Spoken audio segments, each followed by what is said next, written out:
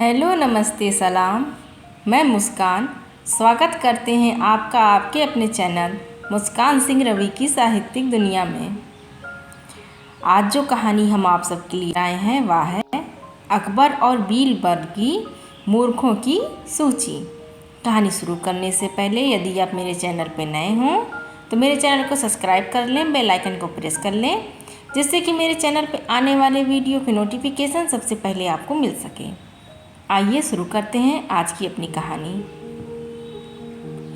एक वक्त की बात है, बादशाह अकबर अपने दरबारियों के साथ दरबार में मौजूद थे। तभी उनके मन में एक बात आती है। बादशाह बोलते हैं कि मेरे आसपास हमेशा बुद्धिमान लोग रहते हैं और मैं उनके बीच रहकर बोर हो गया हूँ। मैंने फैसला किया है कि मुझे कुछ मूर्ख व्यक्तियों से मिलना चाहिए। अकबर बीरबल से कहते हैं, तुमने हमेशा हमारी मदद अपने ज्ञान और चतुराई से की है। हम चाहते हैं कि इस बार भी तुम ऐसे ही कुछ करो और हमारे लिए 6 मूर्ख व्यक्ति ढूंढ कर लेकर आओ। बीरबल, जी जहाँपनाह, मैं आपके लिए 6 मूर्ख व्यक्ति जरूर ढूंढ कर लाऊंगा। अकबर, हम आपको 6 मूर्ख व्यक्ति ढूंढने के लिए 30 दिन का समय देते हैं। बीरबल, जहाँपनाह, मुझे इतने अधिक समय की आवश्यकता नहीं पड़ेगी। अकबर, ठीक है, अगर तुम इससे पहले ही मूर्ख व्यक्ति ले आ सकते हो तो यह अच्छी बात है। इसके बाद बीरबल मूर्ख व्यक्तियों की तलाश में निकल पड़ता है। बीरबल रास्ते में पूरा समय इसी सोच में था कि उसे वो मूर्ख लोग कहाँ मिलेंगे। तभी उसे गधे पर बैठा एक आदमी दिखाई देता है जो सिर पर घास की गठरी रखे हुए था। बीरबल ने तुरंत घोड़ा रोका और उससे उसकी पहचान पूछने लगा। बीरबल, कौन हो तुम और ऐसे गधे पर बैठकर और घास सिर पर लेकर क्यों जा रहे हो? व्यक्ति, मैं रामू हूँ और मेरा गधा कमज़ोर व थका हुआ है, इसलिए गधे का बोझ कम करने के लिए मैंने घास की गठरी अपने सिर पर रखी है। यह सुनकर बीरबल सोचता है कि मुझे पहला मूर्ख व्यक्ति मिल गया। फिर बीरबल उससे कहता है कि तुम जानवरों के बारे में इतना सोचते हो, इसलिए मैं तुम्हें बादशाह अकबर से इनाम दिलाऊंगा। यह कहकर बीरबल उस व्यक्ति को अपने साथ चलने के लिए कहता है। इनाम की बात सुनकर रामू बीरबल के साथ हो लेता है। बीरबल और रामू कुछ दूर चलते ही थे कि बीरबल को 2 व्यक्ति आपस में लड़ाई करते हुए दिखाई दिए। बीरबल उन दोनों व्यक्तियों को लड़ने से रोकता है और उनसे पूछता है कि तुम दोनों कौन हो और किस बात के लिए लड़ रहे हो। पहला व्यक्ति कहता है, जनाब, मेरा नाम चंगू है। दूसरा व्यक्ति कहता है, और मेरा नाम मंगू है।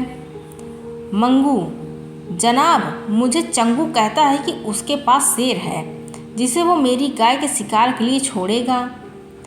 चंगू, हाँ, मैं ऐसा ही करूँगा और मुझे बहुत मज़ा भी आने वाला है। बीरबल, कहाँ है तुम लोगों की गाय और शेर? मंगू, जनाब, जब भगवान हमें वरदान देने आएंगे तो मैं उनसे गाय मांगूंगा और चंगू शेर मांगेगा जिसे यह मेरी गाय पर छोड़ने की बात कर रहा है। बीरबल, अच्छा, यह बात है। उनकी बात सुनकर बीरबल समझ गया कि उन्हें 2 मूर्ख और व्यक्ति मिल गए। बीरबल इनाम की बात कहकर उन्हें भी अपने साथ ले लेता है। उन तीनों को लेकर बीरबल अपने घर पहुंचता है और फिर सोचने लगता है कि बाकी के मूर्ख व्यक्ति कहाँ से ढूंढ कर लाऊं। बीरबल उन तीनों मूर्खों को अपने घर में ही रहने के लिए कहकर बाहर चला जाता है। जब बीरबल और मूर्ख लोगों को ढूंढने के लिए बाहर आता है तो उसे एक व्यक्ति दिखाई देता है जो कुछ ढूंढ रहा होता है। बीरबल उसके पास जाकर पूछता है कि आप क्या ढूंढ रहे हैं? व्यक्ति, जनाब, मेरी अंगूठी कहीं गिर गई है जिसे मैं काफ़ी समय से खोज रहा हूँ, लेकिन मुझे नहीं मिल रही है। बीरबल, क्या आपको पता है कि अंगूठी कहाँ गिरी थी? व्यक्ति, दरअसल मेरी अंगूठी यहाँ से दूर उस पेड़ के पास गिरी थी।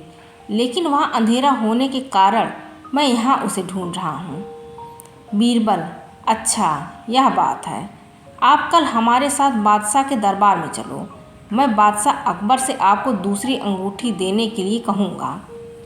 व्यक्ति, अच्छा ठीक है फिर, खुश होकर कहता है। अगले दिन सुबह बीरबल दरबार में उन 4 मूर्खों को लेकर पहुँचता है। बीरबल, बादशाह अकबर, मैं आपके कहे अनुसार मूर्ख व्यक्तियों को ढूंढ कर ले आया हूँ। अकबर, बीरबल, तुमने तो एक ही दिन में मूर्ख व्यक्ति ढूंढ लिए। क्या हमारे राज्य में मूर्खों की संख्या अधिक है? और तुम यकीन के साथ कैसे कह सकते हो कि ये मूर्ख व्यक्ति ही हैं? बीरबल ने बादशाह से सारी बातें बताई। फिर अकबर कहते हैं कि ये तो केवल 4 ही हैं, बाकी के 2 मूर्ख कहाँ हैं? बीरबल, जहाँ पना, यहाँ पर 6 मूर्ख व्यक्ति हैं। अकबर, कहाँ हैं और कौन हैं, हमें भी तो बताओ। बीरबल, जहाँ पना, एक तो मैं स्वयं हूँ। अकबर, तुम मूर्ख कैसे हुए? बीरबल, मैं इसलिए मूर्ख हूँ क्योंकि मैं इन मूर्खों को खोज कर लाया। अकबर, फिर अकबर हंसने लगता है और कहता है कि मैं समझ गया कि दूसरा मूर्ख कौन है, पर मैं तुमसे सुनना चाहता हूँ। बीरबल, दूसरे आप हैं जहाँपना, जो आपने मुझे मूर्ख व्यक्तियों को लाने के लिए कहा। बीरबल की बातें सुनकर अकबर उसकी प्रशंसा करने लगते हैं और कहते हैं कि बीरबल के पास हर सवाल का जवाब होता है। इस कहानी से हमें यह सीख मिलती है कि दिमाग और चतुराई से हर मुश्किल काम आसान हो सकता है, लेकिन ऐसे कामों में अपना कीमती समय व्यर्थ नहीं करना चाहिए जिसका कोई मतलब ना हो। आज की कहानी बस इतनी से। मिलते हैं अगली किसी कहानी के साथ। कहानी कैसी लगी हमें कमेंट करके ज़रूर बताएं। Thank you for watching and don't forget to subscribe.